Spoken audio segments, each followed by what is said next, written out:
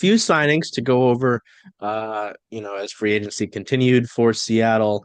Obviously, the entry draft came and went in Ottawa, um, which was a much more enjoyable format to watch than the NHL draft. But, again, women's league running things better than the NHL. Who is surprised? Not me.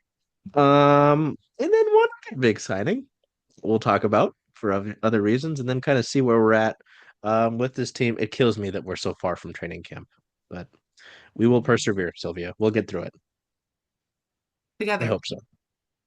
Through the power of friendship, Our friendship and love and women who love women. and that's how they'll win the Walter Cup. Hmm. Duh.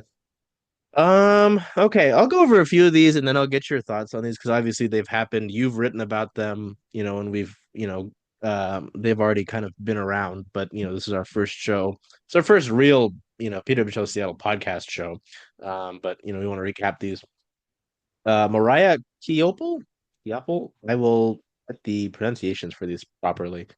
Um, Defender from Montreal Victoire signed a 1 year deal. 24, so she's young. Spent the last 2 years with Montreal. Uh, had played in Princeton with the Tigers at the NCAA level before that, um, and earned a roster spot out of training camp in 2024 with Montreal. Um, so not too much of a point tallier, 3 goals, 4 assists in 53 regular season games, but you can only do so much. Um, Lexia Gia, I believe I've gotten that right. I've heard that one before.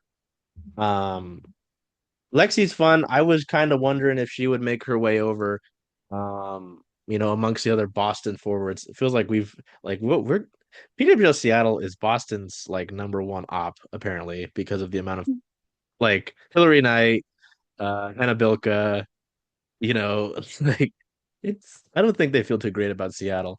But Seattle signed Agia to a 2 year deal. Coming over from Boston, she had been with Ottawa during the inaugural season of the PWHL, getting going.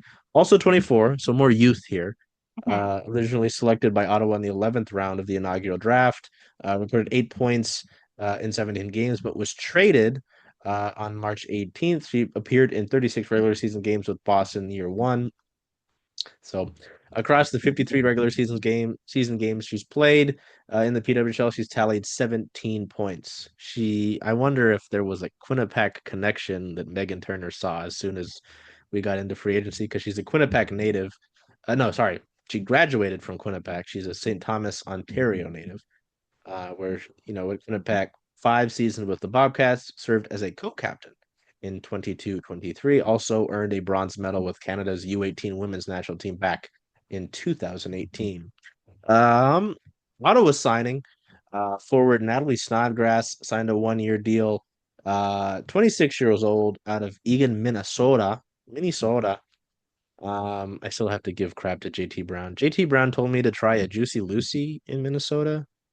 It's basically like grilled cheese. I don't know. If someone from Minnesota is watching this, they're going to impale me with a stick. I was in Minnesota at the beginning of the year, and I have no idea what you're talking about. As the Minnesota expert on this podcast, that's The not me. Minnesota expert? Yes, Okay. my 3 days that I was in Minnesota, Three has made me days. the expert. Yeah. Okay. So yeah, Snodgrass comes from Ottawa, competed since the inaugural season there, over 2 seasons, appeared in 44 games, 8 points, 2 goals, 6 assists. Played 1 season in the PHF with the Minnesota Whitecaps. Minnesota. Do the accent again. Minnesota. Mhm. Minnesota Whitecap. Nope, we're gonna Nope. stop. Nope. Where she tied for the team lead for the Whitecaps, 20 points in 22 games. Ooh, and added 3 points in 3 playoff games. Graduate of UConn, University of Connecticut, where she served as captain during her final collegiate season and finished her NCAA career with 139 points in 117 games. She's got some international flair, representing the U.S. at the IHF U18 Women's Worlds, earning gold medals in both 2015 and 2016. I was in high school. Jesus Christ. Um, that's mean. I shouldn't say that. Um, truly excited to see this final signing, Michaela Grant Mentis. I was really excited to Yes. see this. I didn't even know Bucky was available, personally. But yeah, Michaela Grant Mentis signed a 2-year deal with Seattle. 26 years old out of Brampton, Ontario. Played last year with Montreal, the inaugural season with Ottawa before joining Montreal midway through the year. Last year, 8 points in 30 games. Um, Across the 2 seasons, 43 regular season games, 13 points, and played in 7 playoff games where she tallied 1 assists. Before the PWHL existed, back in the old days, uh, played 4 seasons in the PHF, earned league MVP honors, sorry, I can speak English, in 2021. A graduate of Merrimack College. She was the program's all-time leading, is the program's all-time leading scorer with 117 points in 137 NCAA games. So 4 signings before the one we're going to get to that happened today, Silvia. Your thoughts on that group, whether it be any of them, obviously forward heavy. It seems like Seattle has continued to be forward heavy, but maybe some consistency in bringing, I got to get that right. I'm going to do that while you're talking. But bringing in Mariah, so Montreal Flair, we'll know Kayla Barnes, right? Agia will have, excuse me, there's obviously a few connections here because we've got the limited player pool. But yeah, I don't know. Anybody stick out to you in particular? Anybody that really excites you from this group or whatever you may know from those four? Honestly, I mean, the entire pick, all of it is exciting. I mean, new team, new everything. I will say, I think these picks, like you said, they're forward heavy. It goes back to the GM talking about that fast play that she's looking for. And, fast play, she wants heavy on like not being in the D and keeping that puck ahead. So I think that's definitely a big part. I think as these picks really round out like the spine of the team, right? We have forwards who can skate, who can defend, they transition well. We have a defender who can hold that blue line under pressure. I think the entire thing is exciting. For me, though, the only I will say one of the reasons this was so exciting is because literally like 24 hours before Michaela's announcement was made, I was looking up if she was a free agent. That was like I spent trying to figure out where her contract was, what was going on. I feel like that is like a huge statement signing. She's the first Black woman to win the PHF MVP award. Um, she was, I believe, the highest paid player in the PHF's like history. Explosive skater. I love watching her play in the PHF. I love watching her play just in general. Her like puck handling skills are creative. When like she's on, I feel like Michaela is really good at creating this chaos. And that's something that I would love to see from a Seattle hockey team is chaos. It's like this not just a push to win because I think all sports teams want that, but like fun and creativity and again, explosiveness. I don't think she's had a lot of opportunity, but Mm. I'm really betting in that Seattle is like the right environment for her so that she can be a difference maker on that team. Um, for me, what's exciting is that she is someone who can, shake defenders. She can attack off the rush, tilt the ice. Like I don't know. Again, I'm very excited for this idea in my head that I have of this explosive play from this like group of players. They're all very different, and I can already imagine that this will mesh into some very creative plays for Seattle PWHL.